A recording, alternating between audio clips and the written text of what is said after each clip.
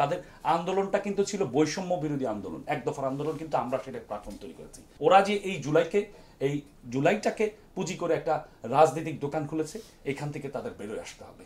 জামাতি ইসলামকে আমি যদি চোখ বন্ধ করি, সেটা স্বাধীনতার বিরুদ্ধে একটা সংগঠন ছিল। আমরা ক্ষমতার জন্য আন্দোলন সংগ্রাম করছি, আমরা ভোটের অধিকারের জন্য আন্দোলন সংগ্রাম করছি।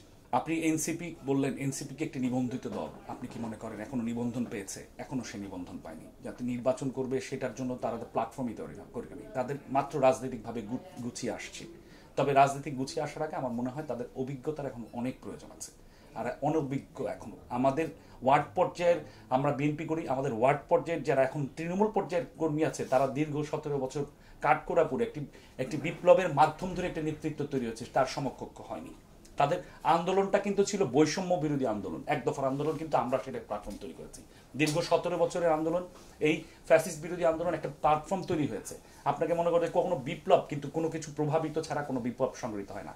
এই বিপ্লব সংগঠিত হলে আপনাদের সকলের অংশগ্রহণ প্রয়োজন হয়, সাংবাদিক সমাজের অংশগ্রহণ প্রয়োজন হয়, শ্রমিকের অংশগ্রহণ প্রয়োজন হয়, বিদেশে যারা থাকে রেমিটেন্স যোদ্ধা তাদের অংশগ্রহণ প্রয়োজন হয়। তারাও কিন্তু অংশগ্রহণ করেছে, তারা রেমিটেন্স পাঠানো বন্ধ করে দিয়েছিল।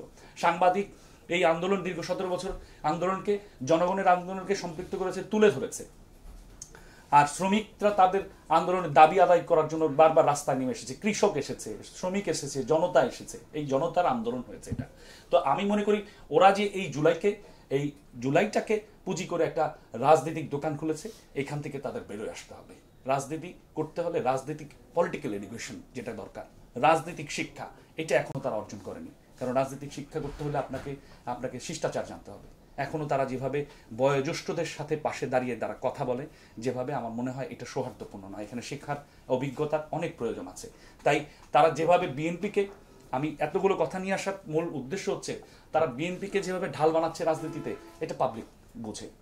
আপনি মনে করেন বিশাল বড় একটা সংগঠন বিএনপি, এই সংগঠনে একটা ব্যক্তির দায় কখনো সংগঠন নিতে পারে না। আপনি একটি ব্যক্তির দায় একটি গণগোষ্ঠী অথবা সমাজ অথবা রাষ্ট্র নিতে পারে না। আমার একটা ব্যক্তিগত জীবন আছে, আমি সেখানে আমি কি করি সেটা দল তো সেটাকে দায়বদ্ধ করে না। চাঁদাবাজি, বিভিন্ন রকম ঘটনা বলছেন, কিছু কিছু জায়গায় কিছু ঘটনা ঘটছে, বিচ্ছিন্ন ঘটনা, সেটা নিয়ে দল স্টেপ নিচ্ছে, সেটাকে নিয়ে দল নিয়ে আপনার সেটা ব্যবস্থা গ্রহণ করছে। আপনাকে দেখতে হবে সেটাকে দল প্রশ্রয় দিচ্ছে কিনা। আমার মনে হয় এইটাকে পুঁজি করে ওরা একটা রাজনীতিক একটা প্ল্যাটফর্ম তৈরি করতে চায়। বিএনপি একটি জনপ্রিয় দল, যেখানে বিএনপির সর্বোচ্চ জনপ্রিয় নেতা হচ্ছেন তারেক রহমান, তাকে পুঁজি করে তারা একটা মার্কেট, সবার কাছে জনপ্রিয়তা, একটা ফেস ভ্যালু তৈরি করে তাদের একটা ইমেজ ক্রিয়েট করতে চায়। এছাড়া আমার কিছু মনে হয় না যে তারা এখন যেসব কথাবার্তা বলে, তাদের এখনো শিক্ষার অনেক বাকি আছে, শিখতে হবে, জানারও অনেক কিছু বাকি আছে। শুধু জুলাইকে নিয়েই রাজনীতি করলে হবে না, আমার ধারণা তাদেরকে আরও শিখতে হবে। দেখেন, জামাতে ইসলাম সম্পর্কে আপনি যে প্রশ্ন করেছেন, কিছু কিছু জায়গার মধ্যে সেটা হচ্ছে দলীয় প্ল্যাটফর্মের ব্যাপার, দলীয় সিদ্ধান্তের ব্যাপার, সেটা উপর থেকে তৈরি হয়ে আসবে। তবে আমাকে যদি প্রশ্ন করেন ব্যক্তিগত হিসেবে, আমি বলবো আমি একটি তরুণ নেতৃত্ব হিসেবে আমার জামাত সম্পর্কে কি ধারণা। জামাতি ইসলামকে আমি যদি চোখ বন্ধ করি, সেটা স্বাধীনতার বিরুদ্ধে একটা সংগঠন ছিল। তাদের আদর্শগতভাবে তাদের এখনো সেই আদর্শটাই রয়ে গিয়েছে। অর্থাৎ আমি সেই প্ল্যাটফর্ম থেকে এখনো বের হয়ে আসতে পারিনি। তাদের আদর্শিক যে প্ল্যাটফর্মটা, সেই আদর্শ কিন্তু এখনো সেই আদর্শ, উদ্দেশ্য, মূলনীতি, সাংগঠনিক যে তৎপরতা, সেটা কিন্তু সেই 71 সালের তৎপরতায় আছে। তাদের কি কোনো পরিবর্তন হয়েছে? তাদের নামের পরিবর্তন হয়েছে আপনি মনে করেন? আর যেটা বলছেন, আমি জামাতকে আরেকভাবে বিশ্লেষণ করি, জামাত মানে সুবিধাবাদী। আপনি দেখবেন যখন তাদের প্রয়োজন পড়ে আওয়ামী লীগের ঘাড়ে ভোট করতো, ফ্যাসিবাদের করে ভোট করতো, যখনই তাদের প্রয়োজন পড়েছে বিভিন্নভাবে আমাদের উপর ভর করে তারা রাজনীতি করতে চেয়েছে। তাদের রাজনীতিক ব্র্যান্ড করে দেওয়া হয়েছে। আমরা বিভিন্নভাবে তাদের কিছু কিছু ব্যক্তি যাদের ভালো যাদের রাজনৈতিক উদ্দেশ্য নিয়ে ভালো, তাদেরকে প্ল্যাটফর্ম দেওয়া হয়েছে। তাদের রাজনীতি, জামাত মানেই সুবিধাবাদী, জামাত মানেই একটা রাজাকার, যে আলবদর বাহিনী বিষয়গুলো চলে আসে, যে শব্দগুলো ভেসে আসে, সেই শব্দগুলো আমার চোখের সামনে ভেসে আসে। তো আমি মনে করি না জামাত আসলে যে রাজনৈতিক উদ্দেশ্য বা যেভাবে তারা চলছে, আমার বিএনপির সাথে তো কখনোই, বিএনপি হচ্ছে স্বাধীনতার পক্ষের দল।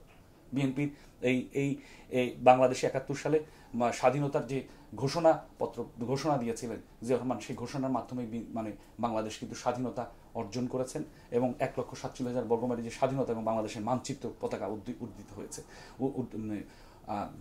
আপনার আজকে আমরা যেখানে দাঁড়িয়ে আছি, এটা কিন্তু আমাদের বিএনপির একটা অবদান বাংলাদেশের স্বাধীনতার ক্ষেত্রে। তা আমি জামাতকে ওইভাবে দেখি না। জামাতকে আরও তাদের যে উদ্দেশ্য, আদর্শগুলো সেগুলোকে ঠিক করে নিয়ে এসে বাংলাদেশের মানুষের কাছে তুলে ধরতে হবে। বাংলাদেশের মানুষ কিন্তু রাজনীতিতে বোঝে কাকে নিয়ে আসতে হবে। দেখেন আসলে এগুলো তো অনেক পরের কথা, কিন্তু রাজনীতিতে আমরা বারবারই দীর্ঘ 17 বছর মানুষের গণতন্ত্রের জন্য আন্দোলন করেছি, ভোটের জন্য আন্দোলন করেছি। ভোট হোক, ভোটের পরে মানুষের ভোটের প্রেক্ষাপটের পরে আমাদের রাজনীতি এটা ঠিক করতে পারবো। আমরা আগেই আমাদের চেয়ারম্যান স্যার কিন্তু বারবার বলেছেন আমরা ক্ষমতার জন্য আন্দোলন সংগ্রাম করছি, আমরা ভোটের অধিকারের জন্য আন্দোলন সংগ্রাম করছি। তো এটা মেসেজটা বোঝা যায় যে বিএনপি ক্ষমতার কেন্দ্রিক রাজনীতি করছে না। এছাড়া আপনি আমাদের তারেক রহমান আপনি দেখবেন আমাদের দীর্ঘ 31 দফাটা কিন্তু আজকের না, এই 31 দফার কিন্তু অনেক আগের ধরে 31 দফা। এই 31 দফার মধ্যে আপনি যে জায়গায় প্রয়োজন সব বাংলাদেশের প্রতিটা স্তরে সর্বস্তরের 31 দফা, কিন্তু এটা শুধুমাত্র আপনার একটা ব্যক্তি বা গোষ্ঠীর জন্য না। এটা শ্রমিকের 31 দফা, এটা কৃষকের 31 দফা, এটা ছাত্রদের 31 দফা, এটা সাংবাদিক সমাজ বলেন, প্রত্যেকটি সমাজের বলেন, শিক্ষক সমাজ, সুশীল সমাজ, প্রত্যেকের 31 দফা। আপনি এটাকে বিশ্লেষণ করে দেখেন, এই 31 দফার মাধ্যমেই আমার মনে হয় বাংলাদেশে একটা নতুন দিগন্তের শুভ সূচনা হবে। সেটা বাংলাদেশের মানুষ এখন প্রচণ্ড আপনার দায়িত্বশীল জায়গায় আছেন, বিশ্লেষণ করতে পারেন।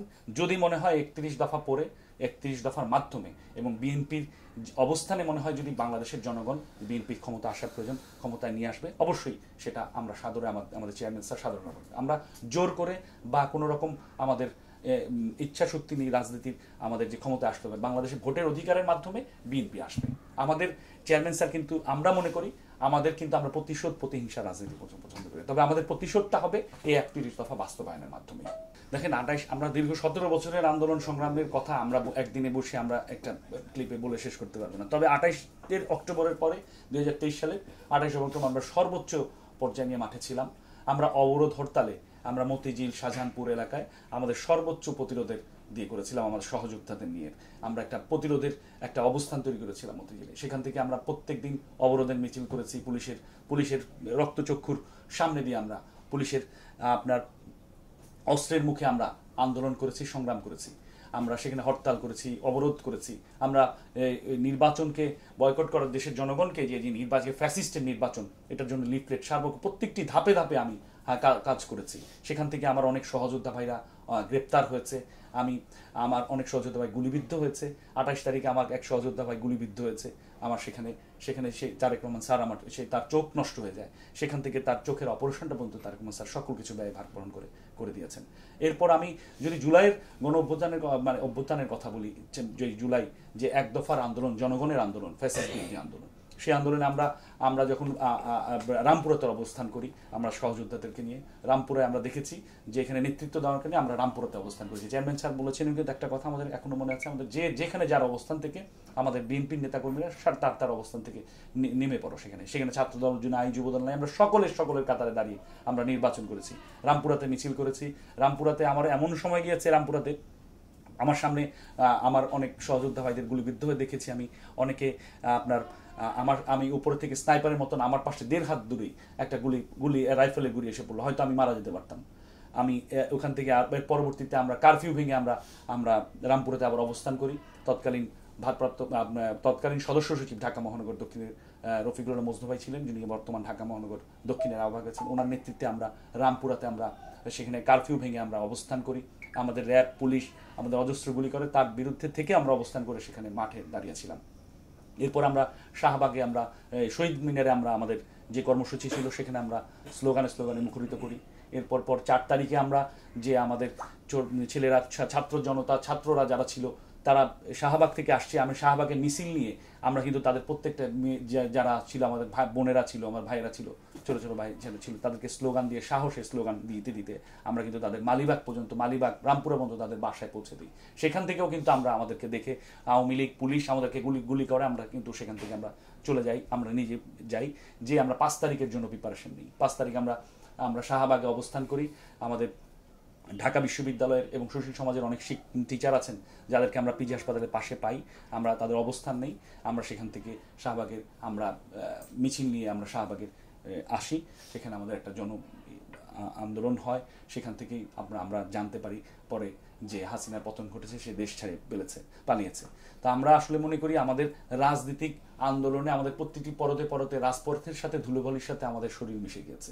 আমাদের একটা জায়গায় আমরা মনে করি, আমি ব্যক্তিগতভাবে মনে করি, আমরা প্রত্যেক নেতাকর্মী যারা আছি, আমরা প্রত্যেকটি আন্দোলন সংগ্রামকে তারেক রহমানের নির্দেশনাকে দেশের প্রতি এই যে কমিটেড যে চেয়ারম্যান স্যার দিয়েছেন গণতন্ত্রের ভোটের জন্য, আমরা তিনি যেই কর্মসূচিগুলো দিয়েছেন, আমরা প্রত্যেকটি কর্মসূচি আমরা ইমানের সহিত পালন করেছি। একটি কর্মসূচি আমরা বাধা দিইনি।